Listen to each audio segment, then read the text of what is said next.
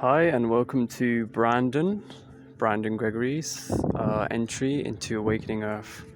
So, this is my first podcast on Awakening Earth. I'm very grateful to be part of this channel. I'm good friends with Riki, who looks after this channel. So, the date is the 8th of November. To me, that's a day of harmony, number 8. And 11 being November is energy flow, so energy current. And 2020, so 2, new cycle, new beginnings, beginning from balance. So we've got a great day to start off with. As you've probably heard, the government have come out with another lockdown. And this can be a great opportunity depending on how you use this time. To me, and what I've got to share, my understanding of what we can do with this time is to connect with our lower self. So, Mother Earth, our child, our inner child. So, how can we do that? We can be creative, we can reconnect, and we can be playful. It can be really easy, just no pressure. Do whatever you feel to do. There's no wrong way. Be as creative as possible. And part of being creative is to be able to make mistakes and realize that they're not something to beat yourself up over. They're actually part of the process and are equally as powerful as the result that you desire. So make sure that you don't beat yourself up over that, because I know this is a major condition that seems to be indoctrinated in schools. This pressure to do the best and to resist making mistakes is just a very backwards way of actually creating something new. So bring your creative power back and be playful. Just enjoy it. There's no pressure. I also want to talk about the 5th of November. So remember the 5th of November. Remember. To me, that was a beautiful day. That was the first day of the lockdown. And the sun was out, and me personally, I was present that day. It was so calm and tranquil. And again, it felt like there was no pressure. That was the 2 words that came to me, no pressure. I was so present.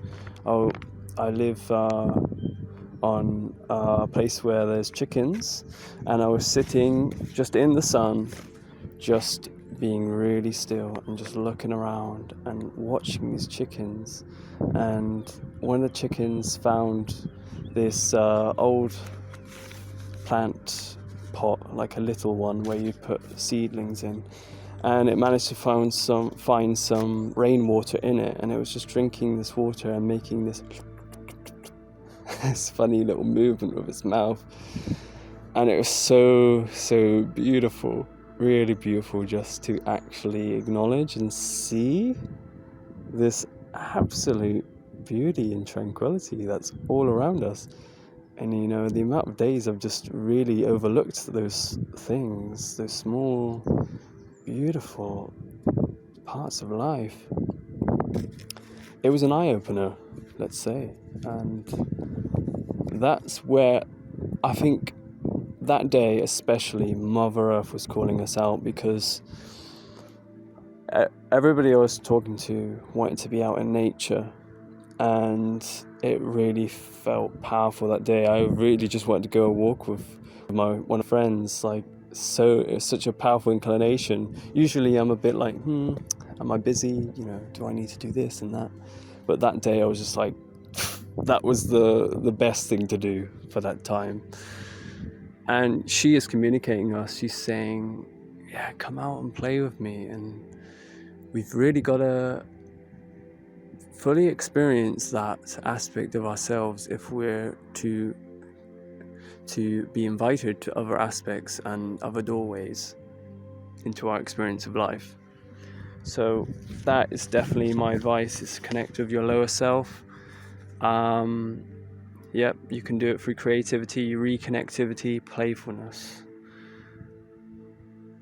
And we are in sort of a reboot camp. That's how I would describe it.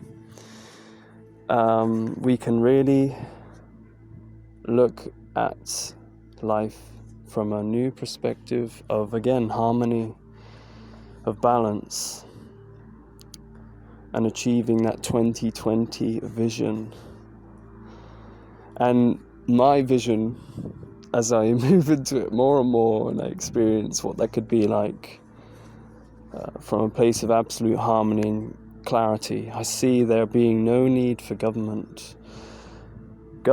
So the word meant in government is mind, so it's to govern the mind.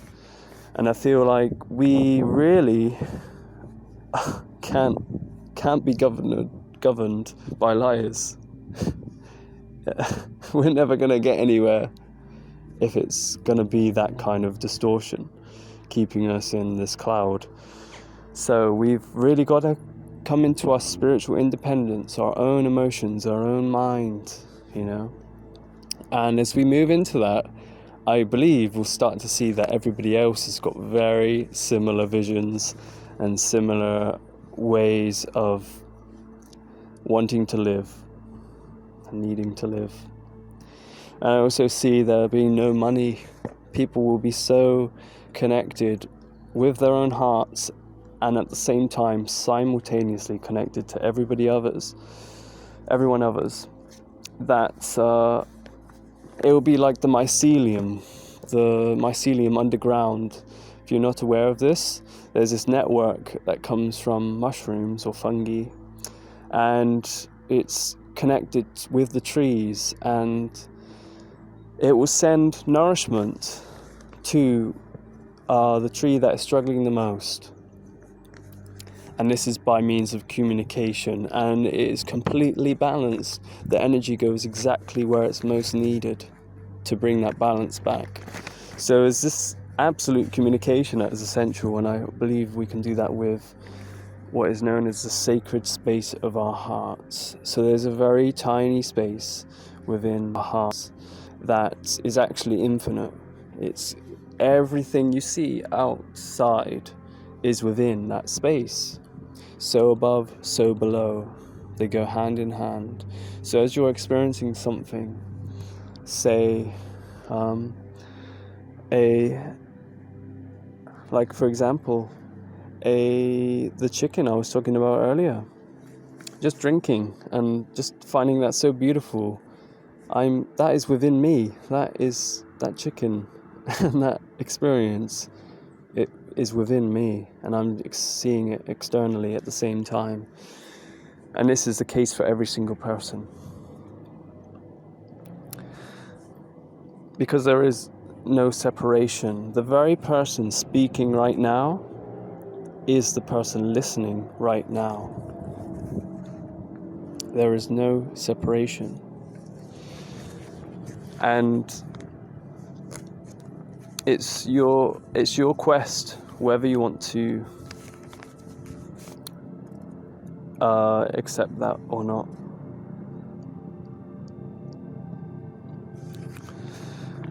Will you remember?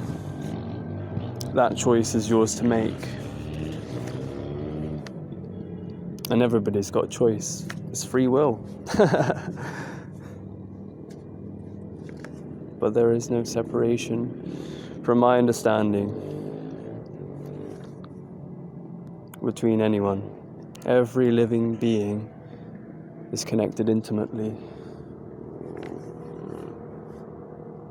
But again, it's your journey, it's your unfolding, and that's very exciting.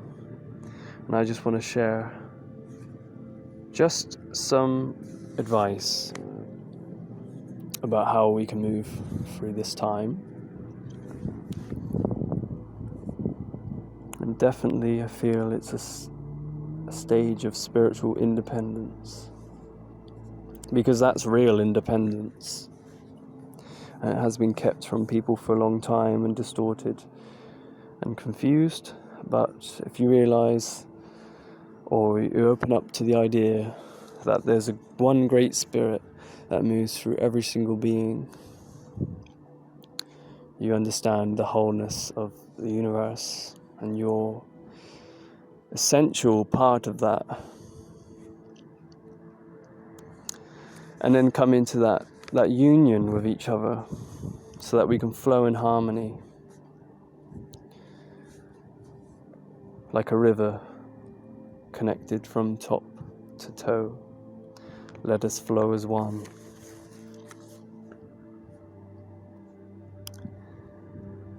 It's up to you what happens next in your story. Allow that love to unfold. I hope you've enjoyed this podcast. It's my first entry, so I'm very grateful that you've taken the time to listen. And all the best with your processing and your vision quest for what's to come. Exciting, very exciting. All right, lots of love. Thank you.